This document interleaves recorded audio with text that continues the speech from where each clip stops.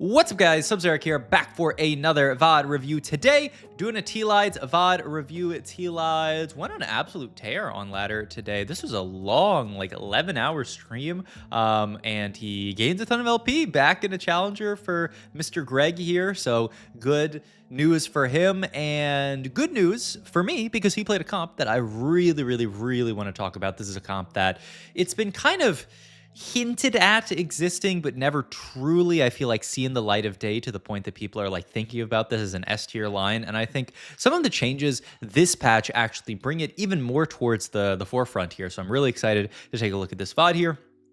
The first important thing towards looking at this line is we check our void mutations and we see the leeching mutation here. This is a very important piece of this this idea here. We will talk about it more when we actually get into so much the line itself, but leeching mutation, you want to keep this in mind. If you do want to play this line, leeching is certainly the best void mutation to play into this. So we start off, look at our items. I mean, I guess, you know, we have a half a Shojin there, chill enough.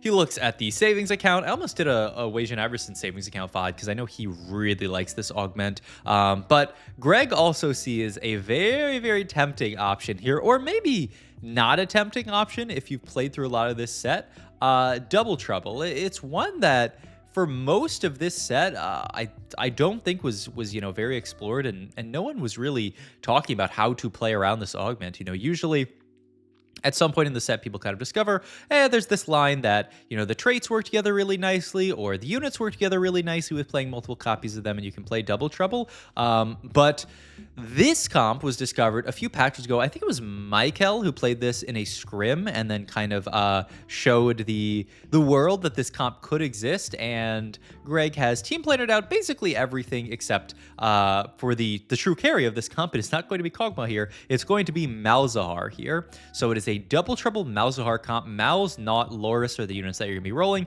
And then Cho'Gath fits in there nicely to give you Void and Juggernaut. And then the other really nice piece of it is Seraphine later to give you access to Piltover and obviously Disruptor. So yeah, he's gonna team planner out the Double Trouble Malz here to look at the stats here and look at items as well. JG Nasher's always looking good. Shojin looking very solid. I mean, looks just like AP itemization.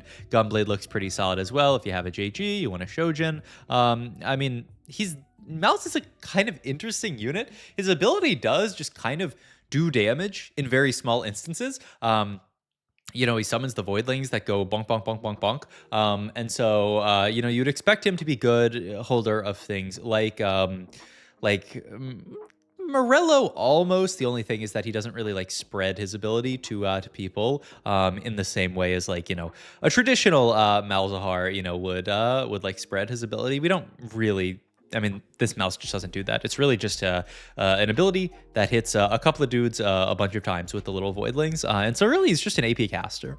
Now, why the Gunblade one? I think the reason why the stats alike, well, it's not even really stats. It's really just kind of like player perception because there are no Piltover or Void mod stats. But people like this a lot just because you are playing a sort of solo carry type setup here. You are, you know, playing truly for the Malzahar and then playing this really beefy frontline along with him. And so anything that is going to allow you to heal up that frontline is going to be solid enough. And I do think it's really just that simple. And also, units that do a lot of small instances of damage, like this Malzahar, like, you know, damage over time mages in the past. If, you know, you think about Malzahar's past, it's not the same thing, but he is pretty close to a damage over time mage with this, you know, Malzahar ability. That type of unit does really like healing because they're doing small instances of damage, and then the healing is slowly healing up your front line, and you're never kind of like wasting healing.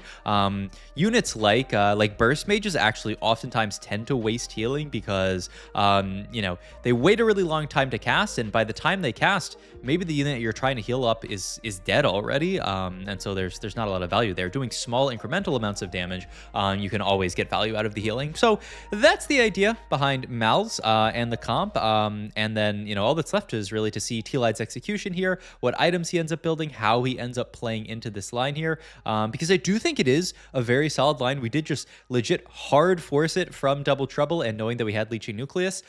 So I'm really excited to see how this goes for him. I think this is a pretty great spot for it. Already naturaled one of each of all the units that we need to play. Already have the Joseph Gath here. Doesn't really matter if you get Void in early with this comp because it's not like we are playing for a Rift Herald down the line. Like I said, I mean, what you see is what you get. You're playing those 6 units doubled up. You're playing a Joseph Gath, and then you're playing a another Doodle. Oh my god, was that a Mal's? Oh my god. Okay, this is the spot. If there were ever a spot to play it, we have a Mal's pair and we have a low risk pair here. Oh my god, so we can level for that. Yeah, he's actually gonna early level here, just make 40 gold here and absolutely just chill in this spot here, because why not? We can play this this board here and we are going to be very, very strong now. So okay, if there were ever a spot to play Double Trouble Mal's, here it is. But yeah, as you'll see here, like the ability just summons the Voidlings and they bonk if you haven't played around Mal's this set. So yeah, I mean there's nothing really to it, nothing too complicated about this build, just a solid build. Yeah. Ooh, I mean, it actually, it must be forward thinking, right? Forward thinking actually is insane here because we pre-leveled to 6. We're already strong here, so we can just sit on this level 6 board for the next, entire stage, not really get penalized at all. We'll be very, very strong. And this is a 3-cost reroll comp. 3-cost reroll comps tend to need a lot of gold. And speaking of 3-cost reroll, so why should this comp see even more of a surgence? I was going to say resurgence, but I don't think it's really gotten its day in the sun yet. Well, 3-cost odds got buffed on level 7 this patch. In an attempt to make 3-cost reroll better, that's kind of the idea from Riot. I will say so far it doesn't seem like it's really done all that much. Some people have said, well, it's just because like 3-cost units are not that strong this set. There's no like 3-cost unit that you're like, oh my god, like I really want to roll this 3-cost here, which I think is like pretty reasonable. There is not. Outside of this Double Trouble Mal's comp, there aren't too many 3-costs where you're like, my god, I hope I hit a 3-star Ari. She's about to go off. I hope I hit a 3-star Jinx. They've done a lot of work on Jinx, actually, and I think she is a lot better than she was at the start of the set. I remember still playtest when I was playing around Jinx at the Riot Games office. Oh my god, this Malzahar unit. Whew. Okay, this comp might be pretty solid. But I remember play testing Jinx and just seeing her with her crazy animation go pew, pew, pew, pew, pew, pew, pew, just blowing everything up. And then I just looked at the damage chart and she dealt like 1,500 damage or something. And I was like, man, she really looks like she's doing a lot there, but she's not doing a lot. And one of the devs was like, yeah, it's hard because like she has this really cool effect, but she doesn't do that much damage. All right, we end up taking Sunfire off Carousel here. Great pickup because we are going to have a beefy frontline with a lot of different frontliners to play towards. And so Sunfire tends to be really good in these type of lines just because if you have the Loris and the Nautilus here, the Naut can tank for the Loris can tank for the Naut. You are also just getting, Double Trouble stats onto everybody. So yeah, it's a nice board to play Sunfire on, and you don't really want to fit Morello onto the Mal's, even though he does have that almost damage over time mage type effect, because he's your primary carry, right? You can't really afford to build a Morello onto your primary carry without really messing stuff up. Once again, we do unlock the Herald here, but the board doesn't need it. That is the other reason why this comp even exists. Is you might say, okay, so why Mal's, Naut, and Loris? Like, do they have any kind of like inbuilt synergy between these units? Not really, to the point of like, oh, Nautilus has an ability where any dog type units hitting do extra 10 damage. No, there's nothing like that.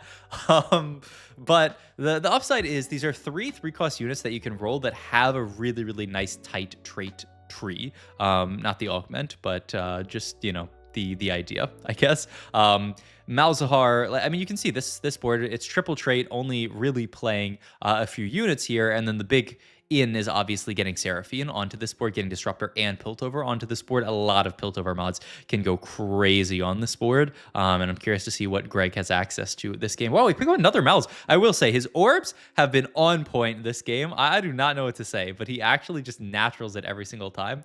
I mean, he's looking at the Gargoyle Slam here. I think you can wait to see if you need to make it, but you're probably gonna have to. And Gargoyle should be pretty solid onto low risk as a unit, just because he does dash in and end up taunting people. So he's a pretty good Gargoyle holder. Greg's gonna hold on to this because he knows we might want to build some kind of other tank item down the line, something like an Onyx Spark, right? We don't have any MR Shred yet on this board, so we'll see where we go. We take our loss, dropping us down to 32 HP, but we do obviously have coming here all of our gold from our augment here. I mean, it's not that. It's probably called the Chaos here, I will say. He rolls. Ooh, Soul's Awakening looks really juicy as combat here. We'll see. Does he want Soul's Awakening over Call? Yeah, I mean, he does still take the call. Oh my god, he hits the egg.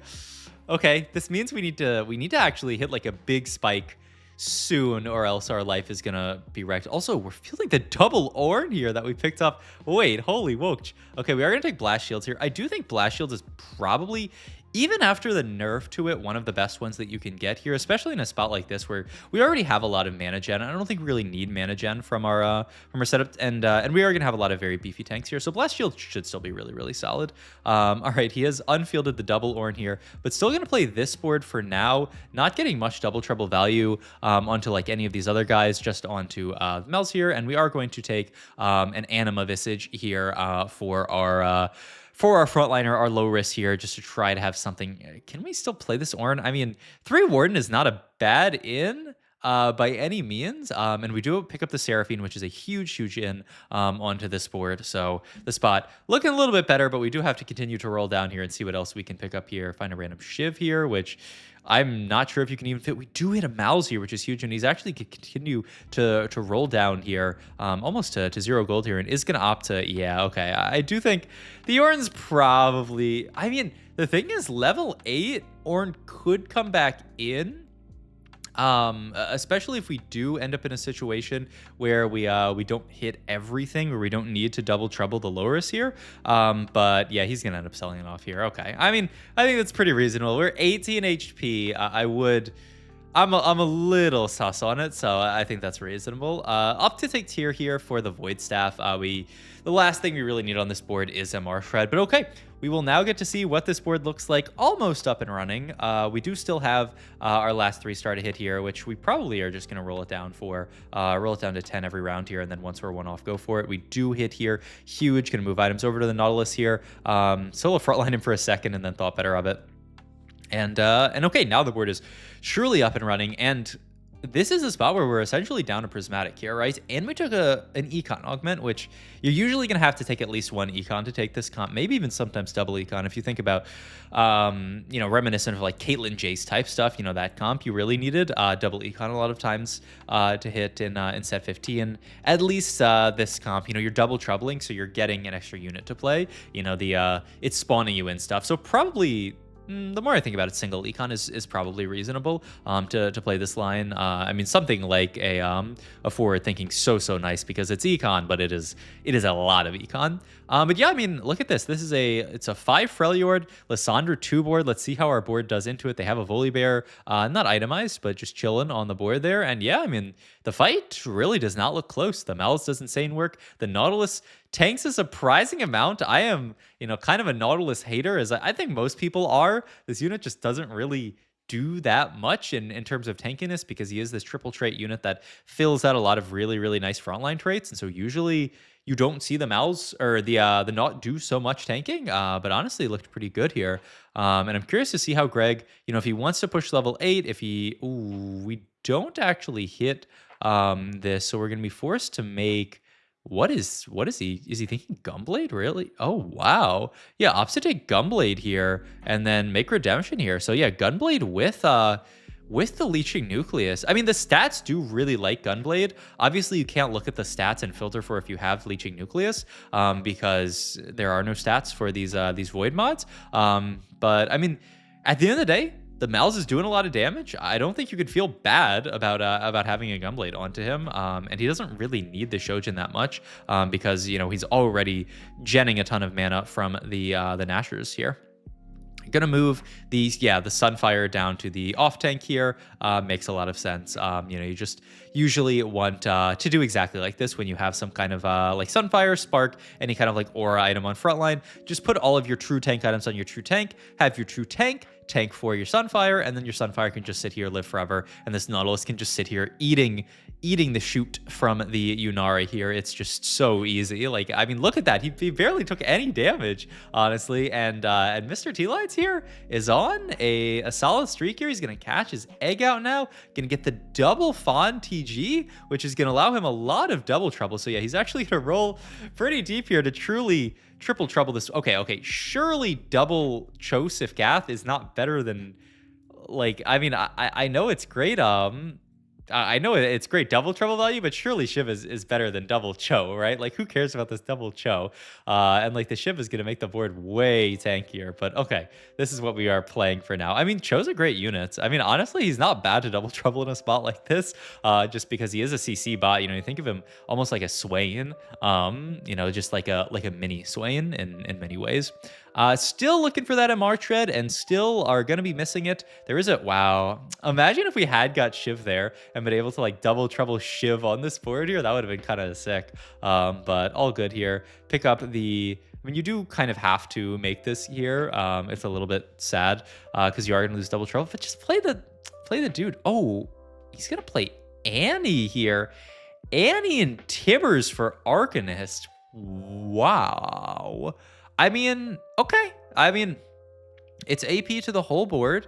The Annie is pretty worthless, I will say. It might be his best in on this board.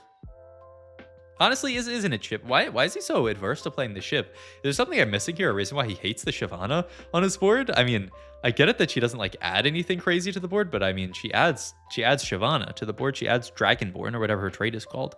But all right, hits another Seraphine, so now we can double trouble the Seraphine. Oh my god, this spot is so good. We'll see if we can cap out with a potential win in this lobby. Rotates into this board from, this is Ripple's board, right? Capped out with a Freljord Rise set up here. We'll see if we can beat that because Freljord Rise is a very high cap comp, and that is a very tanky Koboko on the front line, but not close. Malz with the Gunblade just leeching up that front line, making it live infinitely. And yeah, I mean, it's light work. Oh, we pick up the Orin here, so now he can feel that.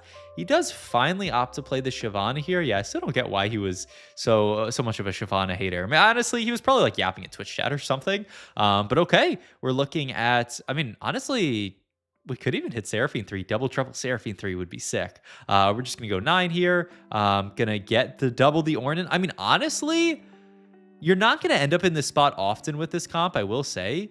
But wait, he has a dupe. He's actually, oh my god, that is the most low cap Bedge play I've seen in my life. Oh my god. I mean, he's 18 HP. I guess he doesn't want to risk somehow bot 4ing this game, or you know, going forth from this spot. But that is crazy low cap Andy. But okay, I mean, honestly, watching this fight, I wonder if this fight was an Ornn 2 diff, because it was actually really close.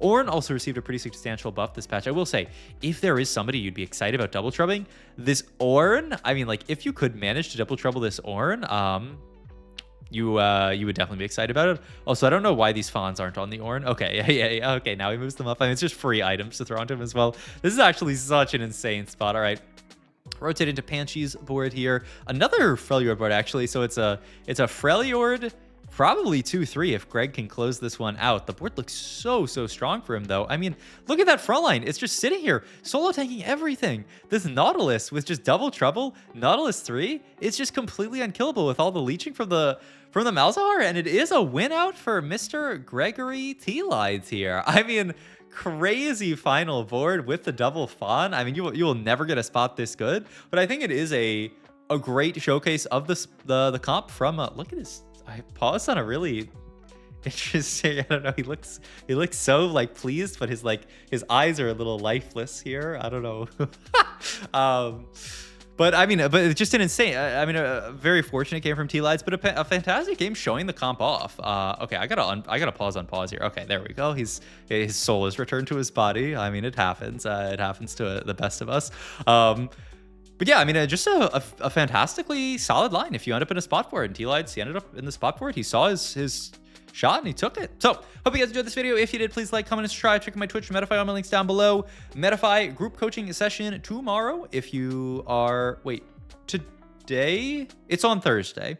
So I'll see all my Metafy groupies in there. And I'll see you guys in the next video. Thanks for watching as always.